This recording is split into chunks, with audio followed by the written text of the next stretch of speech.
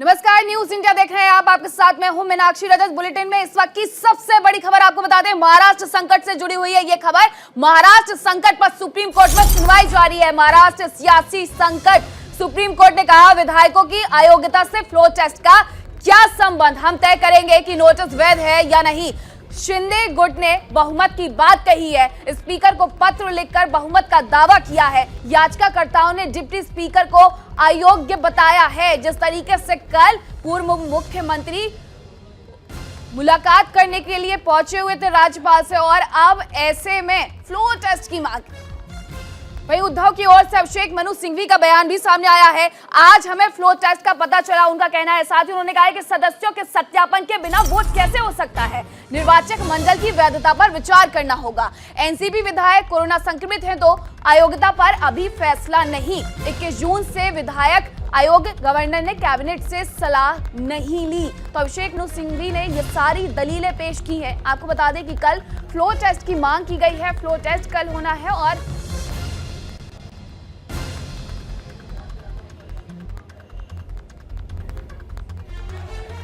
और इस जानकारी के साथ हमारे सहयोगी संजीव जुड़ गए हैं। अयोग्यता पर अभी फैसला नहीं, सुप्रीम कोर्ट में क्या कुछ चल रहा है? देखिए, मैं आपको बता दूं, जिस तरह से जो है पूरा महाराष्ट्र में जो राजनीतिक घटनाक्रम चल रहा है उसको लेकर के अब जो है जिस तरह से सुप्रीम कोर्ट में आज सुनवाई है, क्योंकि जो सुप्रीम कोर्ट में जिस तरह से जो अभिषेक मनु सिंघवी है, जो कि उद्धव की तरफ से इस पूरे मामले में जो है जो अपने दलील रख रहे हैं, क्योंकि जो जस्टिस सूर्यकांत और जस्टिस जेबी पारीदीवाला के समक्ष जो है अपनी दलील रख रहे हैं, क्योंकि जिस तरह से ये पूरा घटनाक्रम था उसको लेकर के जो अभी फिलहाल जो मनु सिंघवी ने अपनी दलील रखी है, जो कि जो अयोग्य जो विधायक हैं, जिनकी जो है अभी फिलहाल जो है जिनके हक में ना तो फैसला आया है, उसको लेकर के भी उन्होंने दलीलें रखी हैं कि ये जो विधायक हैं इनका फैसला 11 तारीख को होना है कि ये योग्य है या अयोग्य है, तो इससे पहले किसी भी तरह का फ्लोर टेस्ट ना कराया जाए। हालांकि सुप्रीम कोर्ट ने जो पूछा कि आप बताइए फिर इसका जो है क्या इसमें जो रास्ता क्या है और किन जो फ्लोर टेस्ट है वो कितने दिनों के बाद होना चाहिए, तो उसमें दलील दी गई है कि 6 महीने का अंतर जो है दूसरे फ्लोर टेस्ट में जो है होना चाहिए। तो इसी को लेकर के अभी तमाम जो दलीलें हैं वो दी जा रही हैं। मनु सिंघवी जो ये चाहते हैं कि जो कल है वो फ्लोर टेस्ट ना हो, किसी तरह से वो टल जाए, और उन्होंने तमाम दलीलें रखी हैं जो है सुप्रीम कोर्ट के सामने जो है अपनी दलीलें रखी हैं, ताकि कि जो कल होने वाला जो फ्लोर टेस्ट है वो टल जाए। हालांकि जो शिंदे का जो ग्रुप है वो अलग कह रहा है कि बहुमत उनके साथ है। तो इसी तरह तमाम जो बातों को लेकर के फिलहाल जो अभी सुप्रीम कोर्ट में सुनवाई चल रही है। संजीव, सुप्रीम कोर्ट में पूरा मामला चला गया है। एक तरफ ये कोशिश की जा रही है उद्धव ठाकरे के द्वारा कि सरकार किसी तरीके से बचा ली जाए, दूसरी तरफ सरकार बदलने का प्रयास लगातार हो रहा है। देखिए, बिल्कुल जाहिर सी बात है, जिस तरह से पूरा महाराष्ट्र में जो घटनाक्रम हुआ उसको लेकर के जो एकनाथ शिंदे ने जिस तरह से अपने बागी तेवर दिखाए और तमाम जो विधायकों को लेकर के 40 के करीब जो विधायक लेकर के वो अपने खेमे में तमाम कई स्टेटों में रहे। आज फिलहाल वो उनकी मुंबई आने की जो है जो वहां से गुवाहाटी से जो उनकी फ्लाइट जो प्राइवेट जो चार्टर्ड प्लेन है वो चला है। तो इसी को लेकर के अभी फिलहाल जिस तरह से कल फ्लोर टेस्ट होना है उसी को लेकर के आज सुप्रीम कोर्ट में जो है शिवसेना की तरफ से भी जो एक याचिका दायर की गई थी, जिसको लेकर के जो अभिषेक मनु सिंघवी हैं वो जो शिवसेना की तरफ से वकील हैं, बाकायदा उन्होंने सुप्रीम कोर्ट के सामने सुबह कहा कि हमारी बिल्कुल। तो संजीव, इसमें अपडेट लगातार आता रहेगा। बहुत शुक्रिया आपका तमाम जानकारी के लिए। और गुवाहाटी से गोवा रवाना हुआ है शिंदे गुट।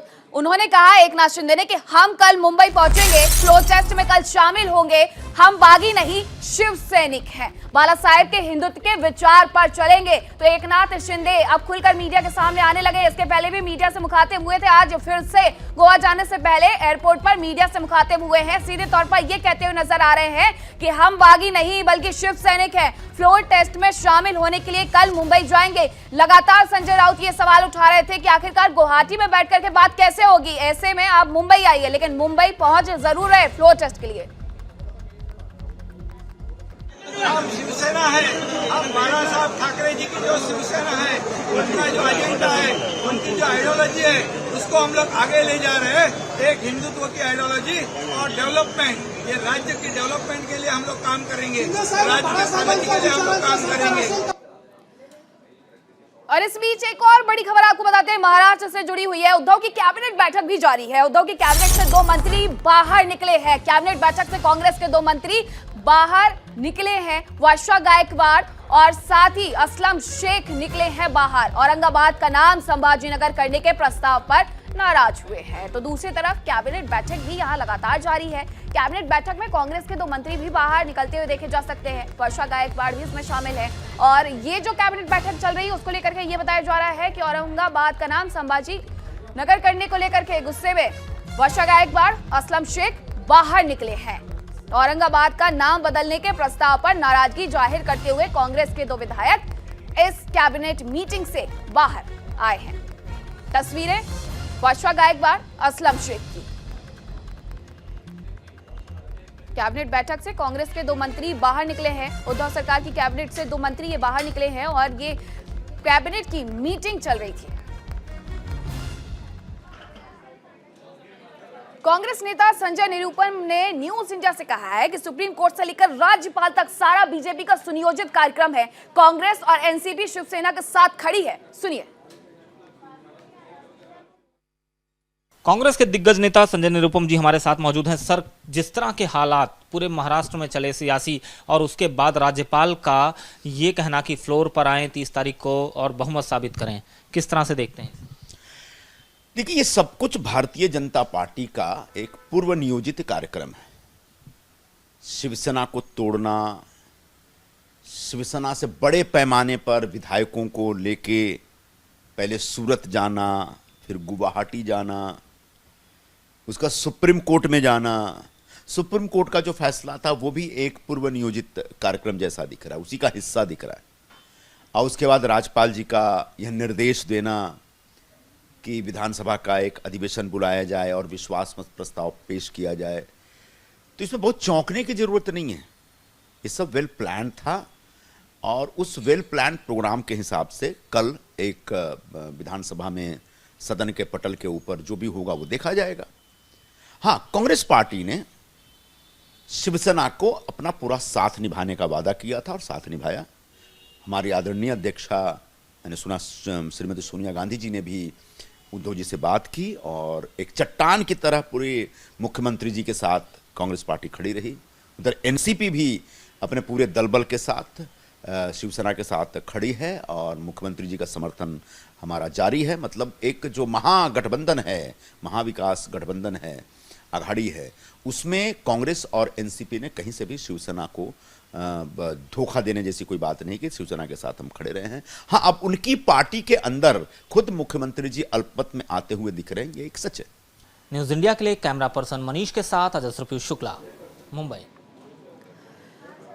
राज्यपाल को लिखे पत्र पर बीजेपी विधान परिषद नेता प्रवीण दरेकर ने न्यूज इंडिया से कहा है कि ये अल्पमत की सरकार तो नहीं है, फैसले लेने का सभी को अधिकार है। सुनिए और क्या कुछ कहा उन्होंने। अघाड़ी सरकार के माथे पर बल आ गए हैं और वजह यह है कि प्रवीण दरेकर जो भारतीय जनता पार्टी के नेता विधान परिषद हैं, उन्होंने एक पत्र लिखा राज्यपाल को। सर, आपने एक पत्र लिखा, माथे पर बल आ गए अघाड़ी सरकार के, पत्र में ऐसा क्या लिख दिया? नहीं, ये देखो, महाराष्ट्र में राजनीतिक जो परिस्थिति है वो हॉलेटाइल है, अस्थिर वातावरण में ये सरकार है, क्योंकि 52 एमएलए ने उनके साथ नहीं रहने का निर्णय किया है। वह अलग एकनाथ शिंदे के नेतृत्व में वो है। तो यह तय है कि यह सरकार गिरने वाला है, अल्पमत में आया हुआ सरकार है। और जब सरकार माइनॉरिटी में आता है तभी इसी तरह के निर्णय नहीं लिए जा सकते हैं। आप देखोगे 2.5 साल में कुछ नहीं किया और 2-3 दिन में 300-400 जीआर निकाल रहे। वो भी जीआर का इंटेंशन लोगों का हित नहीं है, वह कॉन्ट्रैक्टदारों के जीआर है, किसको ऑब्लाइज करना है। अभी जल संपदा का जीआर है, वो बिल्डर को पानी देना है। पुरानिक नाम का कोई बिल्डर है, संकला नाम का कोई बिल्डर है, तो बिल्डर का हित जताते हैं। क्यों नहीं किसान के लिए कौन सा जीआर निकला? तो इसमें गैरव्यवहार होने की शंका है, इसलिए वो जांच करे। इसी तरह की मांग मैंने महामहिम राज्यपाल महोदय के पास की और मैं धन्यवाद देना चाहता हूँ, आभार व्यक्त करना चाहता हूँ गवर्नर साहब का कि उन्होंने तुरंत इसकी जांच करके वापस रिप्लाई मांगा है और वह कार्रवाई रोकने के लिए प्रक्रिया शुरू की है। अभी मैं लेटर देने के बाद भी ये सरकार कितना बेपरवाही से काम कर रहे हो दिखाई। वापस उन्होंने जीआर निकाला, लगभग 460 जो जीआर है वह अपलोड किया है, लेकिन सैकड़ों जीआर है वो उन्होंने अपलोड भी नहीं किया।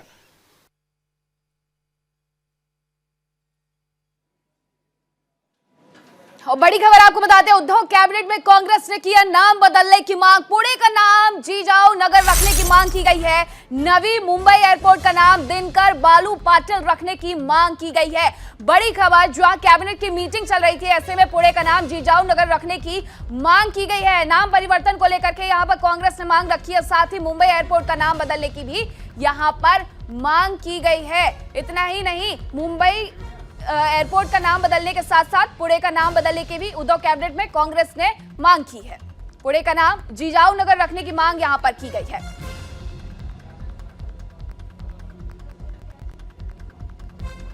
महाराष्ट्र में मुख्यमंत्री उद्धव ठाकरे के नेतृत्व वाली सरकार के सत्ता में बने रहने के लिए संघर्ष करने के बीच बीजेपी के वरिष्ठ नेता सुधीर मुनगंटीवार ने कहा है कि बहुमत दिखाना है तो दिखाइए, देर किस बात की हो रही है, सुनिए। अगर आपके पास 2 हाथ है तो 2 हाथ दिखाने के लिए आपको क्या 30 दिन की मुदत लगेगी? हाथ है तो 5 मिनट में हाथ दिखा सकते हो। भाई इसमें क्या नया है? आप तो कोई शोगे के ठाकुर नहीं हो कि आपके 2 हाथ चाक में रुके हैं। तो बहुमत दिखाना है तो दिखाइए ना। देखो, ऐसा आरोप तो वो लोग कहेंगे जो हार गए हैं। बाजीगर लोग ऐसी फालतू बातें नहीं करेंगे। ये वो लोग हैं जो हार गए हैं और बेमतलब अपनी शूरता वीरता का प्रमाण पत्र देने की एक नापाक कोशिश कर रहे हैं। उद्धव कैबिनेट में कांग्रेस ने नाम बदलने की मांग की है। जैसा कि आपको बता रहे थे कि पुणे का नाम जो है जिजाऊ नगर रखने की मांग की गई है, तो नवी मुंबई एयरपोर्ट का नाम भी दिनकर बालू पाटिल रखने की मांग की गई है।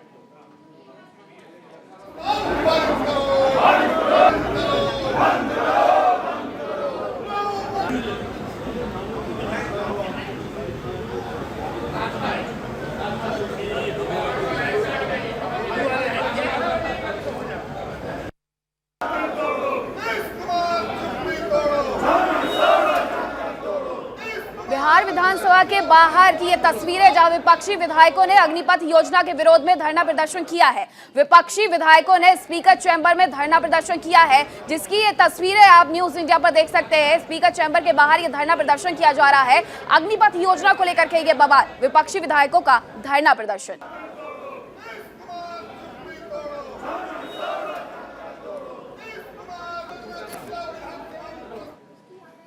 बिहार में एआईएमआईएम चीफ असदुद्दीन ओवैसी को बड़ा झटका लगा है। उनकी पार्टी के 5 में से 4 विधायक आरजेडी में शामिल हो गए हैं। एआईएमआईएम के प्रदेश अध्यक्ष अख्तरुल इमान को छोड़कर बाकी 4 एमएलए ने पार्टी छोड़ दी है। इस मुद्दे पर तेजप्रताप यादव ने न्यूज इंडिया से खास बातचीत की है, जिसमें उन्होंने एआईएमआईएम के विधायकों के शामिल होने पर खुशी जाहिर की है। देखिए,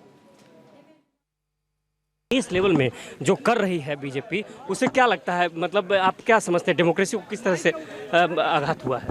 आघात तो पूरा हुआ है, खासकर जिस अग्निपथ का मामला को लेकर के। आज 4 विधायक आपके साथ आ गए सर एआईएम। तो 4 विधायक का पूरा स्वागत है, और भी आएंगे। और क्या लगता है कि जेडीयू जिस तरह से अग्नि पथ योजना पे चुप्पी साधी है, उसमें क्या आपको लगता है, क्यों चुप्पी साधी? सदन के अंदर कुछ बोल रही है? सदन में नहीं बोल रही है, डर गई है। ये थे हमारे साथ तेज प्रताप, और देख रहे हैं आप खुद जो है तेजस्वी यादव, तेज प्रताप यादव, तमाम लोग हैं। अग्निपथ योजना हो या फिर तमाम वो ऐसे वाक्य हो, और आप देख रहे हैं कि 4 जो विधायक हैं अब आरजेडी की तरफ आ गए हैं एआईएमआईएम के, और आप देख रहे हैं तेजस्वी यादव और तमाम जो लोग हैं वो यहाँ मौजूद हैं। उन विधायकों के साथ ऋतिक के साथ संजीव राय, न्यूज इंडिया, पटना। और अब बात राजस्थान की, जहां उदयपुर में कन्हैया लाल की हत्या की गूंज दिल्ली तक सुनाई दे रही है। इसी के विरोध में आज दिल्ली के जंतर मंतर पर विश्व हिंदू परिषद और बजरंग दल के कार्यकर्ताओं ने विरोध प्रदर्शन किया है। विरोध प्रदर्शन की ये तस्वीरें दिल्ली के जंतर मंतर से है। उदयपुर में जिस तरीके से दिन दहाड़े कन्हैया लाल की हत्या की गई, उसको लेकर के वीएचपी और बजरंग दल ने ये विरोध प्रदर्शन किया है दिल्ली के जंतर मंतर पर।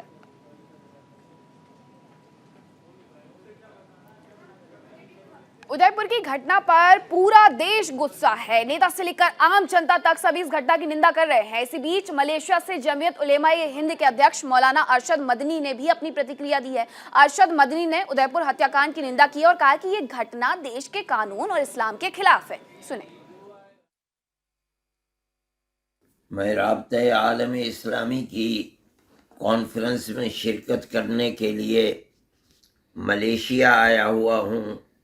मुझे यहाँ आकर पता चला कि हिंदुस्तान में राजस्थान के शहर उदयपुर में एक वाक़या पेश आया। जमीयत उलमाए हिंद हमेशा कानून को अपने हाथ में लेकर किसी काम के करने की मुखालफत करती है। हम इस वाक़े की भी मदम्मत करते हैं और ये समझते हैं कि ये इस्लाम की तालीमात के ख़िलाफ़ है और ऐसा अमल करना मुल्क के अंदर अमन व अमान को तहोबाला करने वाला है।